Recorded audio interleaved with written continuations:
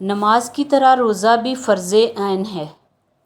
اس کی فرضیت کا منکر کافر اور اسے بلا عذر چھوڑنے والا سخت گنہگار اور عذاب جہنم کا سزاوار ہے۔ اور شریعت میں روزہ کے معنی ہے اللہ تعالیٰ کی عبادت کی نیت سے صبح صادق سے لے کر سورج ڈوبنے تک کھانے پینے اور جماع سے اپنے آپ کو روکے رکھنا۔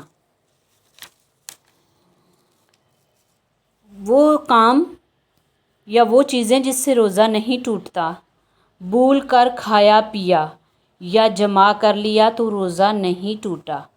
بھول کر مکھی یا دھواں یا غبار بے اختیار حلق کے اندر چلے جانے سے روزہ نہیں ٹوٹتا۔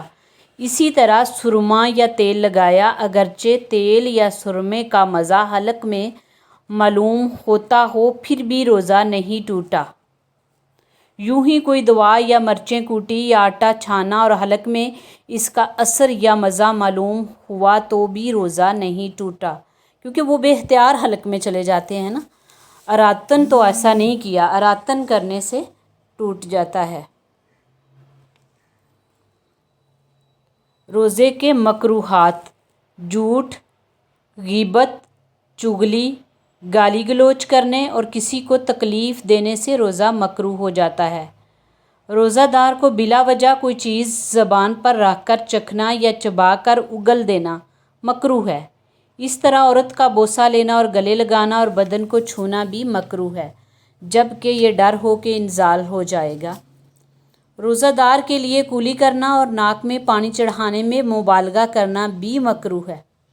روزہ دار کو غسل کرنا یا ٹھنڈا پانی ٹھنڈک کے لیے سر پر ڈالنا یا گیلا کپڑا اوڑھنا یا بار بار کولی کرنا یا مسواک کرنا یا سر اور بدن میں تیل کی مالش کرنا یا سرما لگانا یا خوشبو سونگھنا مکروہ نہیں ہے۔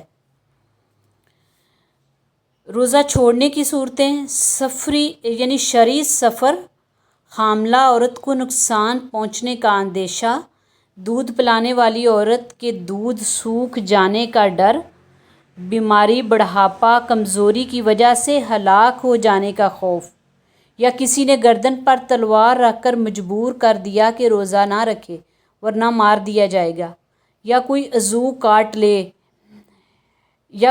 کاٹ لے گا یا پاگل ہو جانا یا جہاد کرنا۔ ان تمام صورتوں میں اگر کوئی روزہ نہ رکھے تو گناہ گار نہ ہوگا، لیکن بعد میں جب عذر ختم ہو جائے تو چھوڑے ہوئے روزوں کو رکھنا فرض ہے۔